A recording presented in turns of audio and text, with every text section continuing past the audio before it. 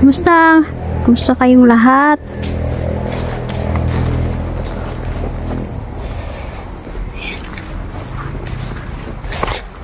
Tuloy tayo mga idol, no? Na meron na tayong dala, no? Na ito'y makapagbabago ng mga masasama. Mga idol, na hypnotize man o wala, ay mababago ng agimat nating dala. Ito'y binigay ni kaibigang Gary, mga idol.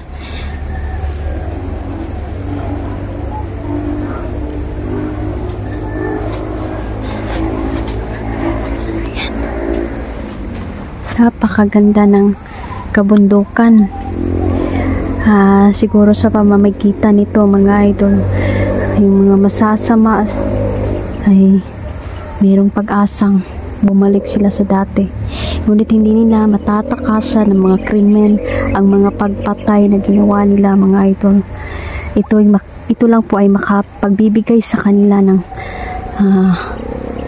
pagbabago, no? Na hindi pa po huli ang lahat. Kaya pa nilang magbago. Baguhin na natin mga idol. Hindi pa din ako pabor sa pagpatay. Mga pagpatay nila ng mga inosente. Masusubukan natin ang bisa ng agimat na to.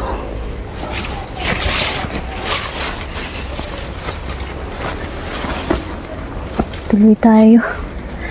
So yung mga batang na rescue ko mga idol, kawawa kasi may sakit pa. Yun yung pinakamahirap. Kagabi lang daw nakatulog mga idol, no?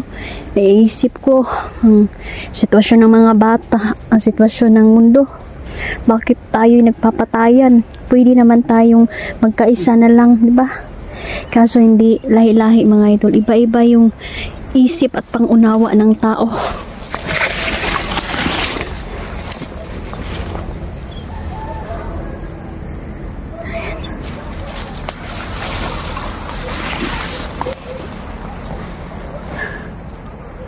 Hapon na, mag-aalas 4:30 na mga idol, no?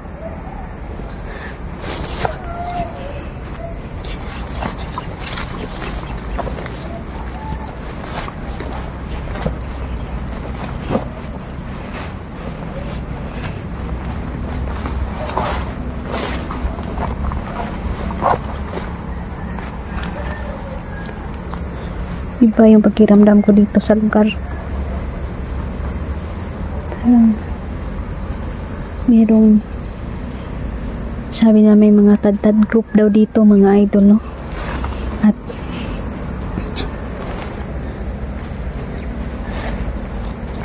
madalas na rin kinakatok ang mga bahay na yan. Halos gabi-gabi na mga idol. Pero dyan walang tao dyan mga idol, no? Ay natakot sila, no? Natakot na sila. Dahil sunod-sunod ang pagkatok ng mga bahay-bahay dito. Kasi yung mga tad-tad gang na yan mga idol, hindi daw sila natatabla ng bala o kahit anong pagtataga sa kanilang katawan ay hindi daw matablan.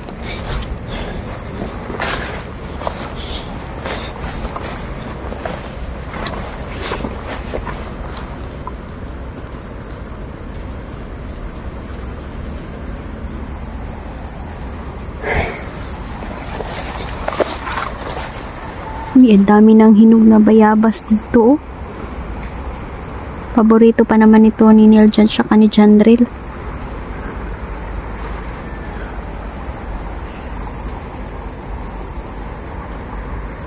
Ang mga tad-tad group na to mga idol, delikado. Dahil hindi sila pumipili ng taong papatayin, didiritsuhin ka na lang pagtatagain.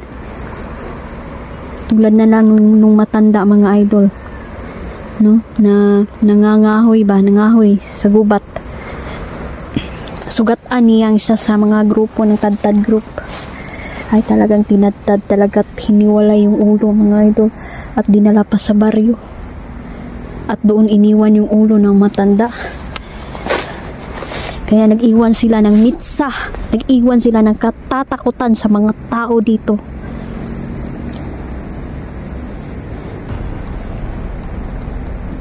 Palagay ko'y kasapi din yan ni Commander Tisoy.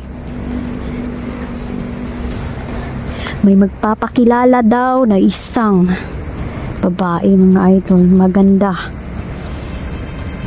Ngunit hindi tayo kumpiyansa dahil ang pakay daw nito, mga idol, patayin kaming lahat.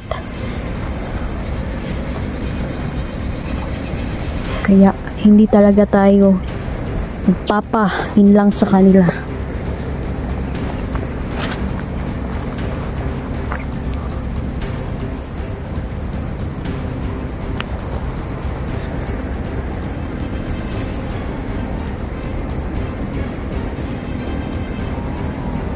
Uy.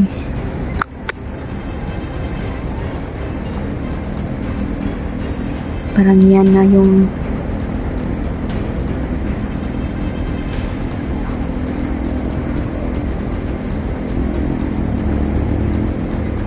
yan na yung Tad-Tad group. Isa sa mga grupo ng Tad-Tad group dito.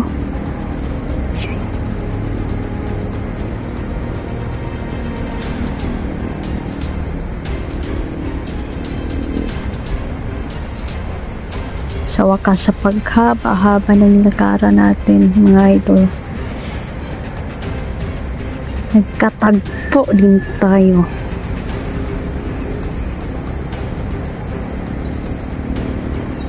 Pero parang kakaiba yung nakikita ko sa isip.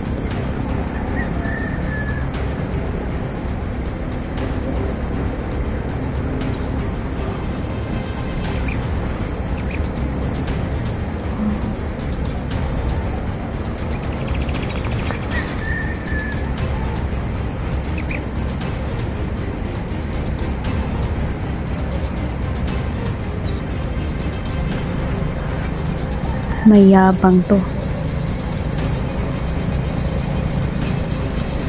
Sige lang.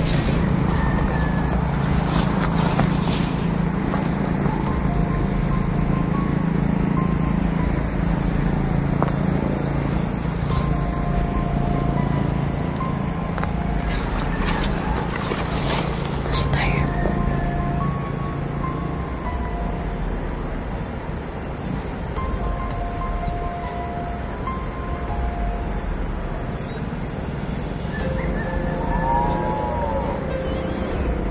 Babasahin ko ang isip niya.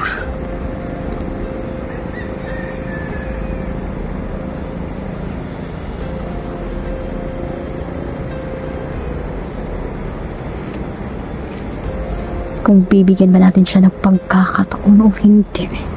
Dahil hindi ako nagbibigay ng pagkakataon sa mga lubusang masasama, mga idol.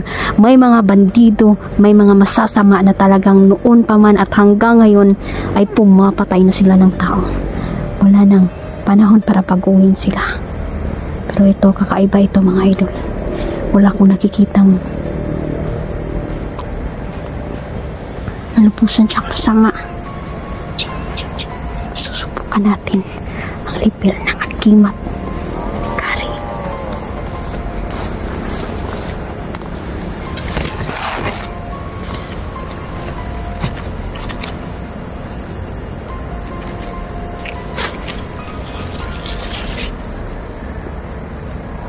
Hanap siya ng bibigta ngayon.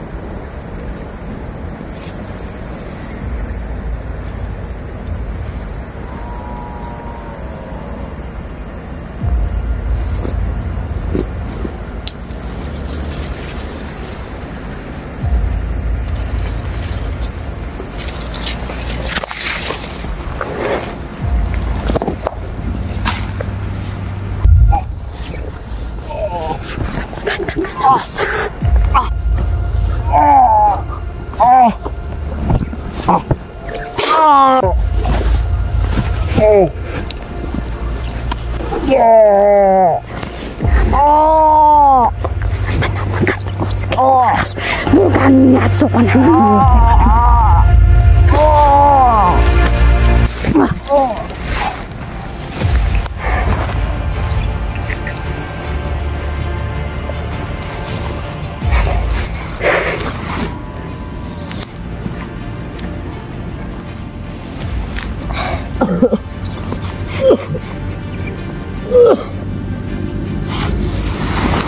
Gagalingan na ito.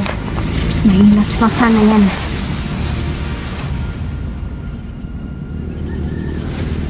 Oh, sino pangalan mo? Anong pangalan mo? Pangalan mo. Sabihin mo kung sino ka. Anong pangalan mo?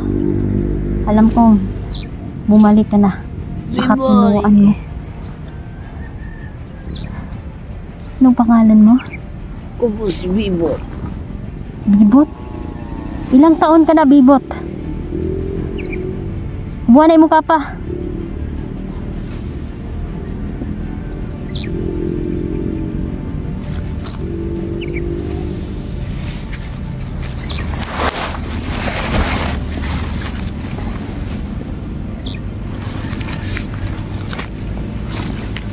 Isa ka ba sa mga tad-tad group dito na kinakatakutan ng mga tao?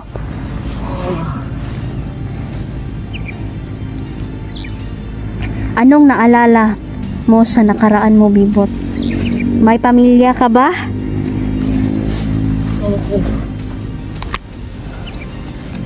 Ayaw hilak, ayaw hilak. May mga pamilya pala ako. Relax lang. Dahil ito na ang araw ng kalayaan mo. Bibigyan ka pa ng pagkakataon para baguhin mo ang buhay mo.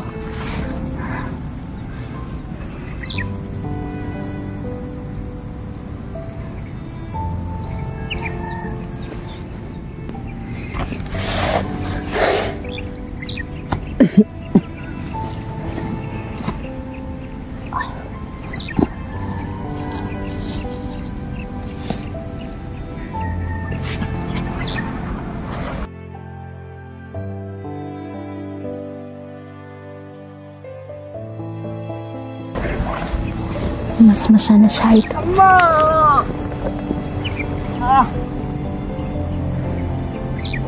Tulungan mo ko, Ama. May mga pamilya pa ako, Ama.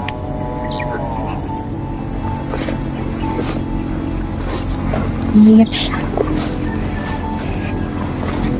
Bakit napunta pa ako doon? Sa mga kalaban. Kumusta na kaya ang aking mga pamilya?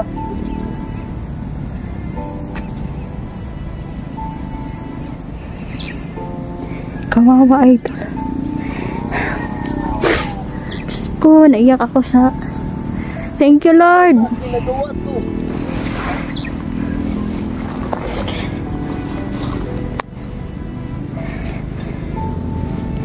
Bibot, simula ngayon, malaya ka na.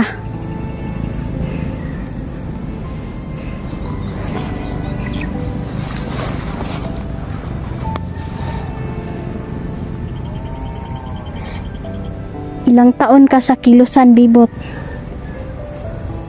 2 taon na po. Kumusta na kaya ang aking pamilya?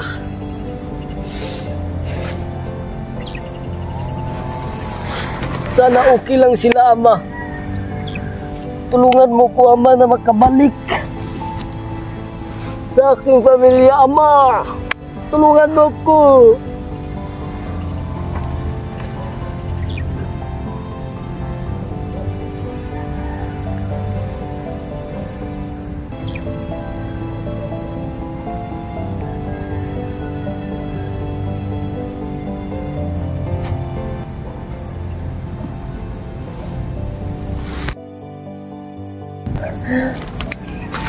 Ama, patawad sa nagawa kong pumatay ako ng isang tao dahil lang sa pagkuhan sa akin ng mahika. Grabe ang lakas. Sana sa'yo na lang ako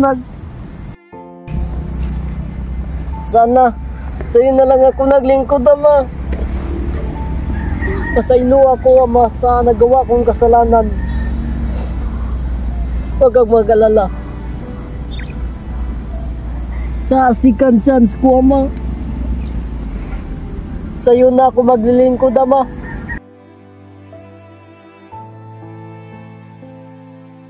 tulungan mo ako.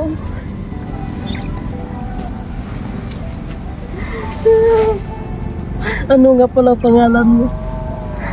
Ako pala si Inday. Tawagin mo na lang akong Ate Inday. Marami po salamat, Ate Inday. Dahil binigyan mo ako ng Walang anuman. napakabait mo talaga, Ate Inday. Walang anuman. Simula ngayon, ito na ang pagbabago ng buhay mo. Baguhin natin ang buhay mo. Sabi niya mga idol, maglilingkod na siya sa ating Panginoon. Tama yan.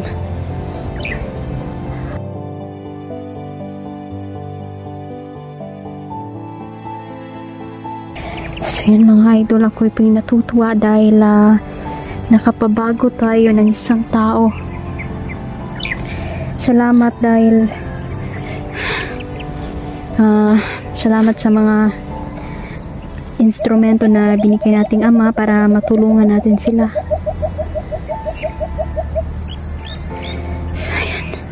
So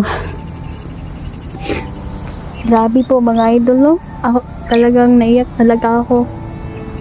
Dahil hindi lang po mga bata ang mga nahihirapan, hindi yung mga taong inosente tulad niya mga idol. Ay isa lang po siyang biktima, no? Ng isang demonyo mga idol. Gi-hypnotize siya, i-brainwash siya dahil sa tungod sa gamay niyang pagtuo mga idol sa ating Panginoon, nadala siya. So yan mga idol, panahon na para palakasin natin ating paniniwala para hindi tayo matalo ng kalaban. So yan, iuwi ko muna siya mga idol, totally healed na siya. At nakikita ko na malinis sa kanyang puso, nagbago na siya, bumalik siya sa dati. Salamat at nabago natin siya. Fancy.